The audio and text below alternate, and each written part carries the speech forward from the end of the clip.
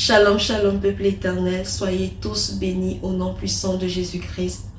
Par la grâce de l'Éternel, le Saint-Esprit m'amène aujourd'hui à vous porter un message afin que nous soyons sobres, afin que nous soyons remplis de discernement et surtout que nous puissions mieux nous préparer pour le retour de notre Seigneur Jésus-Christ qui est imminent. Peuple éternel, notre Père qui est aux cieux a horreur des comparaisons. L'Éternel hait les comparaisons qui se font aujourd'hui dans le corps du Christ. Et cela n'est pas l'œuvre de l'Éternel, ni du Saint-Esprit, ni de Jésus, mais de l'ennemi, et nous le savons très bien.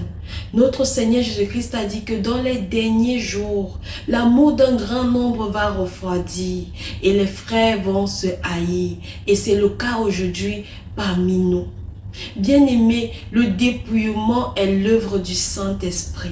Et le dépouillement n'est pas censé plaire à un homme ni à une assemblée. Le dépouillement n'est pas l'œuvre d'une doctrine, non. Je vous ai toujours dit par le Saint-Esprit qui m'a amené à vous parler. Soyons, totalement remplis et conduits du Saint-Esprit en toutes choses. Que notre dépouillement soit fait avec conviction, appuyé sur la parole du Saint-Esprit, sur la parole de l'Éternel. Notre Seigneur Jésus-Christ même, il a été un sujet de calomnie à maintes reprises, parce qu'il était soit comparé à Moïse, soit comparé à Élie et même comparé à Jean. Et nous allons voir cela dans la parole de Matthieu chapitre 11, versets 18 à 19. Je lis la parole au nom de Jésus. Amen. Car Jean est venu, ne mangeant ni ne buvant, et ils disent, il a un démon. Le Fils de l'homme est venu, mangeant et buvant, et ils disent, c'est un mangeur et un buveur, un ami des publicains et des gens de mauvaise vie. Mais la sagesse a été justifiée par ses œuvres. Comment pouvons-nous comparer Jean à Jésus? Et c'est ainsi qu'aujourd'hui nous comparons, les frères et les sœurs dépouillés, et ça n'a pas lieu d'être. Jean, nous connaissons comment sa conception a eu lieu. Nous connaissons que c'est l'ange qui a visité Zacharie et qui lui a dit que dès le sein, d'Élisabeth, Jean va être rempli du Saint-Esprit. Et en ce qui concerne Jésus, c'est l'Esprit Saint qui a pris chair et qui a habité parmi nous. Leur dépouillement, leur vie de sainteté était totalement différente. Mais ça ne veut en aucun cas dire qu'ils n'étaient pas de Dieu. Jean ne buvait pas, il ne mangeait pas. Il était vêtu des peaux d'animaux, ce que Jésus n'était pas. Jésus portait des vêtements, un vêtement particulièrement qu'on a décrit comme étant unique, beau et tout, ce qui est merveilleux. Jésus mangeait. Jésus n'avait pas la vie de Jean. Jésus n'avait pas le vécu de Jean. Mais n'était-il pas de Dieu? Et Jean n'était-il pas de Dieu? Pourquoi aujourd'hui dans le corps du Christ, si le dépouillement d'une sœur n'est pas semblable à celui d'une autre sœur, il y a problème?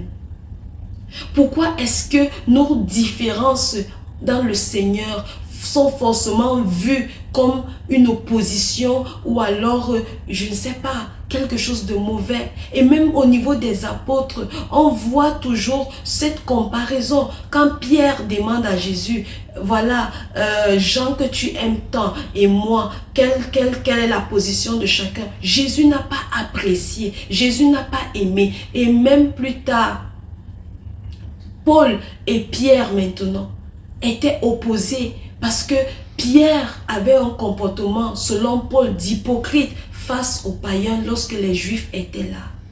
Et même après, dans les apôtres, on voit au niveau de la circoncision leur désaccord. Leur désaccord, d'autres étaient pour la circoncision et d'autres ne l'étaient pas. Dans le dépouillement intérieur comme extérieur, chacun d'entre nous le vit selon le mouvement du Saint-Esprit en lui. Il n'y a jamais eu deux Moïse, il n'y a jamais eu deux Élie, il n'y a jamais eu deux Paul. Nous sommes uniques dans le Seigneur. Même la parole dit que nous avons des dons différents. Nous avons des manifestations, des opérations différentes, mais un même Saint-Esprit, une même foi, un même baptême, mais qui opère différemment en tous. En tous. Le Seigneur peut vouloir pour moi que je mette des longues robes qui traînent au sol. Mais pour une autre sœur, il veut que ces robes arrivent aux jambes. Le Seigneur peut vouloir pour moi que je sois voilée constamment. Mais pour une autre sœur, il veut qu'elle dévoile la beauté de ses cheveux parce qu'il lui a donné cette chevelure aussi pour pouvoir gagner même des âmes. Pour pouvoir, voilà, démontrer sa gloire. Arrêtons de penser que nous sommes plus sages que le Saint-Esprit. Ne cherchons pas à prendre la place du Saint-Esprit dans les assemblées. Arrêtons de nous jouer les gros conseilleurs, les grandes conseillères. Restons dans la position que le Seigneur nous a donnée. Nous ne connaissons pas le mandat que les autres exercent. Nous ne connaissons pas la mission des autres sur la terre. Jean-Baptiste avait une mission particulière, d'où son dépouillement, d'où sa sainteté qui était totalement différente. Et quand même on va dans l'Ancien Testament, on va voir Moïse qui avait été sanctifié par l'Éternel lui-même au point où son visage avait changé.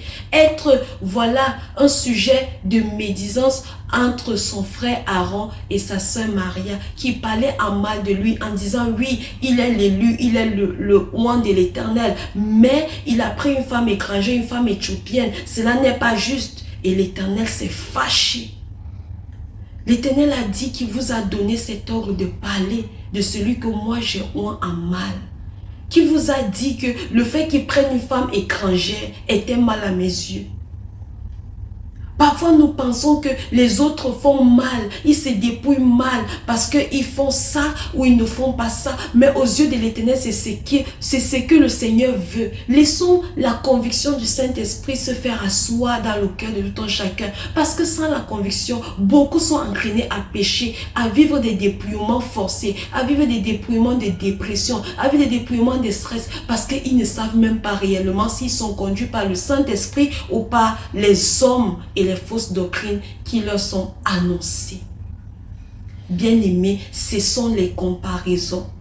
Cessons de nous regarder et de pouvoir juger si les autres sont bien par rapport à nous dans le dépouillement. Le Saint-Esprit est attristé par ce comportement. Cherchons le royaume des cieux.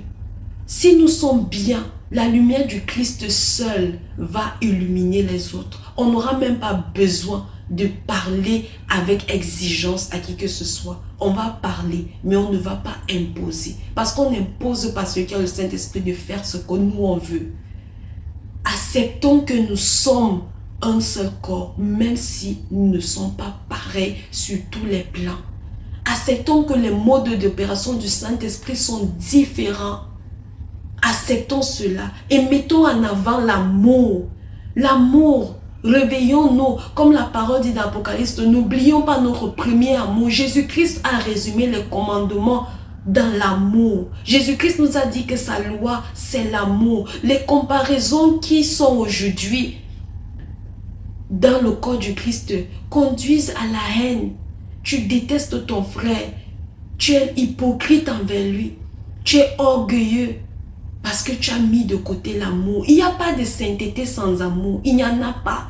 La plus grande sainteté, c'est l'amour. Et la plus grande spiritualité, c'est l'amour. Dès que l'amour est hors jeu, il n'y a plus Jésus. Il n'y a plus Jésus. Les apôtres cherchaient tout le temps à savoir qui est le plus grand, qui est le plus grand, qui est mieux, qui est mieux. Et Jésus-Christ n'aimait pas ça. Il n'y a pas quelqu'un de meilleur parmi nous. Nous sommes un. Est-ce que la main gauche peut dire à la main droite qu'elle est meilleure qu'elle? La parole nous pose ces questions-là.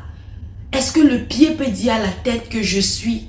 Non, nous avons besoin des uns les autres. Dès qu'un membre est affaibli, tout le corps en souffre. Et ce corps même que nous portons est différent. Ainsi, le corps du Christ que nous sommes est différent.